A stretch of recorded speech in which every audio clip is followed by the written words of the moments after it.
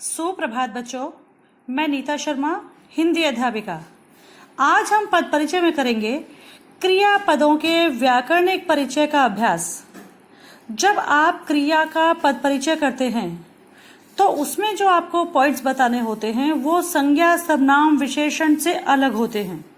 तो सबसे पहले आप यहाँ पर देखिए कि क्रिया का पद परिचय करते समय आप वहां पर कौन कौन से पॉइंट्स बताएंगे। देखिए, सबसे पहले यहाँ पे लिखा है व्याकरणिक परिचय।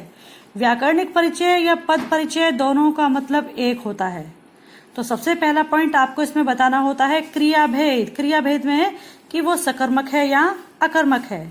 अगला पॉइंट मुख्य क्रिया, सहायक क्रिया या संयुक्त क्रिया, तीनों में से वो कौन सी क्रिया है। तीसरा पॉइंट होगा लिंग, कि स्त्रीलिंग है या पुल्लिंग है। नेक्स्ट पॉइंट है वचन। वचन में आप बताएंगे एक वचन है या बहुवचन है।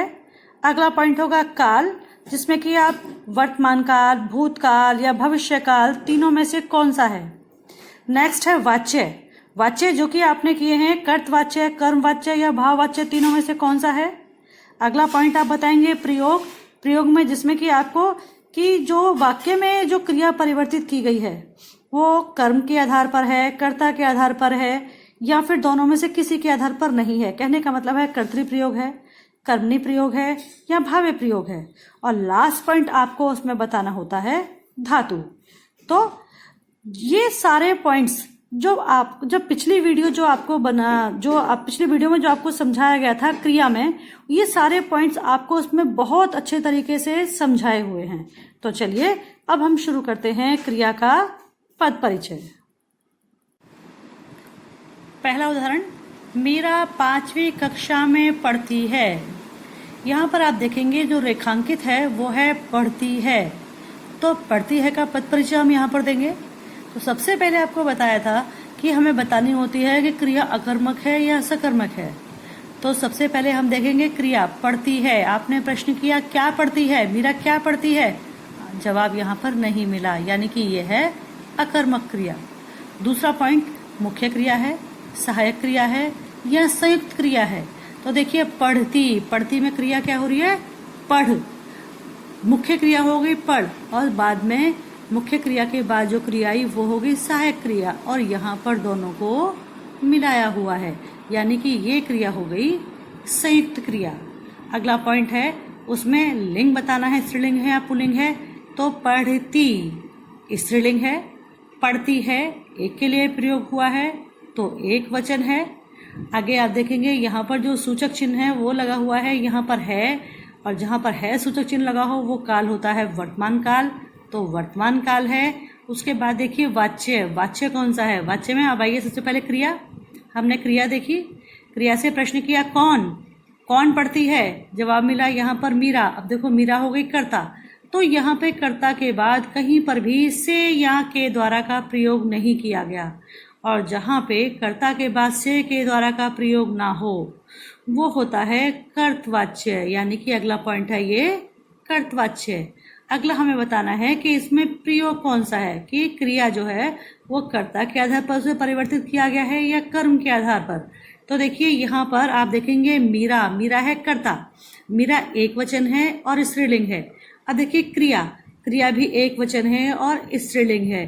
कहने का मतलब है जो वाक्य की जो क्रिया है उसे कर्ता के अनुसार परिवर्तित किया गया है, इसलिए यहाँ पर जो प्रयोग है वो है कर्तृ प्रयोग। और पढ़ती में धातु कौन सी है, पढ़। तो पद परिचय हो गया अकर्मक क्रिया, संयुक्त क्रिया, स्त्रीलिंग, एक वचन, वर्तमान काल, कर्तवाच्य, कर्तृ प्रयोग, पढ़ धातु। दूसरा उदाहरण, बच्चे बगीचे में क्रिकेट खेल रहे थे। यहाँ पर जो रेखांकित है वो है खेल रहे थे। तो हम पद परिचय शुरू करेंगे खेल रहे थे। तो सबसे पहले हम देखेंगे क्रिया सकर्मक है या अकर्मक है। हमने क्रिया से प्रश्न किया क्या खेल रहे थे, हमें जवाब मिला क्रिकेट, और क्या प्रश्न करने पर हमें मिलती है सकर्मक क्रिया। तो पहला पॉइंट सकर्मक क्रिया। दूसरा पॉइंट खेल रहे थे, खेलना हो गई मुख्य क्रिया, रहे थे ये हो गई सहायक क्रिया, और जहां मुख्य क्रिया सहायक क्रिया दोनों मिल जाती हैं वो हो जाती है संयुक्त क्रिया। अगला पॉइंट खेल रहे थे, तो पुल्लिंग है। एक से ज्यादा के लिए प्रयोग हुआ है तो बहुवचन है। रहे थे, यहाँ पर आप देखेंगे सूचक चिन्ह आया थे, और वैसे भी खेलने का कार्य जो है वो संपन्न हो चुका है तो भूतकाल है। अगला पॉइंट हम देखेंगे कि वाच्य कौन सा है। तो वाच्य देखने के लिए सबसे पहले क्रिया। अब क्रिया के साथ आप कौन प्रश्न करके कर्ता ढूंढेंगे। कौन खेल रहे थे, बच्चे, बच्चे हो गया कर्ता। अब देखिए बच्चे के बाद कहीं पर भी से या के द्वारा का प्रयोग नहीं है, और जहां पे कर्ता के बाद से के द्वारा का प्रयोग नहीं होता वो होता है वाच्य, यानी कि यह है कर्तवाच्य। उसके बाद अगला हम देखेंगे प्रयोग कौन सा हुआ है कि प्रयोग जो है वो कर्ता के अनुसार है या कर्म के अनुसार है। तो देखिए बच्चे, बच्चे बहुवचन है और पुल्लिंग है। वैसे ही यहाँ पर जो क्रिया हुई है वो भी बहुवचन है और पुल्लिंग है, यानी कि क्रिया है, जो प्रयोग है वो है कर्तृ प्रयोग। और खेल रहे थे तो धातु है यहाँ पर खेल। अगला उदाहरण देखिए, पुलकित अभी आया है। यहाँ पर आप देखेंगे आया और है दोनों को अलग अलग रेखांकित किया गया है। तो पहले हम पद परिचय देंगे आया का। सबसे पहले हम देखेंगे अकर्मक है या सकर्मक है। हमने प्रश्न किया क्या आया है, तो यहाँ पर क्या आया है या हमें आया का जवाब नहीं मिला, तो ये होगी अकर्मक क्रिया। दूसरा आया, आगे है सहायक क्रिया है, यानी कि आना हो गई मुख्य क्रिया, तो ये मुख्य क्रिया है। आया पुल्लिंग है, एक के लिए इसका प्रयोग हुआ है तो एक वचन है। आया है हो रहा है यहाँ पर वर्तमान काल के लिए, तो काल हो गया वर्तमान काल। उसके बाद हम देखेंगे वाच्य कौन सा है। आना, आया है, कौन आया है, पुलकित, पुलकित हो गया कर्ता, और पुलकित के बाद से या के द्वारा का प्रयोग नहीं हुआ, तो ये हो गया कर्तवाच्य।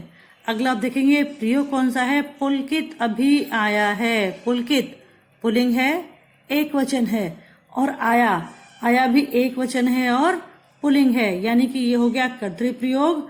और आया, आया में धातु हो गई आ, यानी कि धातु करोगे आप आ धातु।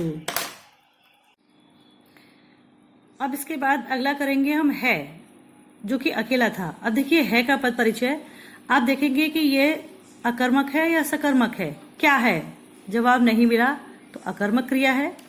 मुख्य क्रिया हो रही है आना, और आया के बाद लगा है, यानी कि ये हो गई सिर्फ सहायक क्रिया। मुख्य क्रिया के बाद आने वाले क्रिया शब्दों को सहायक क्रिया कहा जाता है, तो यह है सहायक क्रिया। आया के साथ इसका प्रयोग हुआ है तो पुल्लिंग है, एक के लिए इसका प्रयोग हुआ है, एक वचन है। यहाँ पर आप देखोगे जो सूचक चिन्ह है वो है तो वर्तमान काल है। उसके बाद आप देखेंगे वाच्य क्रिया हो रही है आया है। कौन आया है, पुलकित, जो जैसा कि आपको पहले भी समझाया गया था। पुलकित यानी कि कर्ता, और कर्ता के बाद से या के द्वारा का प्रयोग नहीं हुआ, और जहां पे कर्ता के बाद वाक्य में से के द्वारा का प्रयोग नहीं होता वो होता है कर्तवाच्य। उसके बाद आगे आप देखेंगे कि प्रयोग कौन सा है, तो पुलकित, पुलकित क्या है, एक वचन है और पुल्लिंग है। वैसे ही यहाँ पर जो क्रिया है वो भी एक वचन है और पुल्लिंग है, यानी कि यह है कर्तृ प्रयोग। अगला उदाहरण है मैं उसे दिल्ली में मिलूंगा। यहाँ पर हम पद परिचय देंगे मिलूंगा, मिलूंगा शब्द का। तो सबसे पहले हमने प्रश्न किया क्या मिलूंगा, जवाब नहीं मिला तो अकर्मक क्रिया है। आगे आप देखेंगे आगे है यहाँ पर मिलूंगा। यहाँ पर मुख्य क्रिया हो रही है मिलना, और मुख्य क्रिया के बाद यहाँ पर कोई आगे सहायक क्रिया नहीं दी गई, और जहाँ मुख्य क्रिया के आगे अगर कोई सहायक क्रिया ना दी जाए तो उसे मुख्य क्रिया ही कहा जाता है, यानी कि यह है मुख्य क्रिया। मिलूंगा एक वचन है, यहाँ पर मिलूंगा तो पुल्लिंग है। गागेगी का प्रयोग जहाँ पर होता है वो भविष्य काल है। आगे देखिए वाच्य कौन सा है, क्रिया हो रही है मिलूंगा। कौन मिलेगा, मैं हो गया कर्ता, और कर्ता के बाद कहीं पर से या के द्वारा का प्रयोग नहीं हुआ, तो जिस वाक्य में कर्ता के बाद से के द्वारा का प्रयोग नहीं होता वो होता है कर्तवाच्य। आगे आप देखेंगे कि ये प्रयोग कौन सा है, मैं उसे दिल्ली में मिलूंगा। मैं यहाँ पर जो है वो एक वचन है, ठीक है, और यहाँ पर जो क्रिया हुई है वो भी एक वचन में हुई है, तो कर्तृ प्रयोग है मिलूंगा। मिलूंगा में धातु कौन सी निकली, मिल धातु।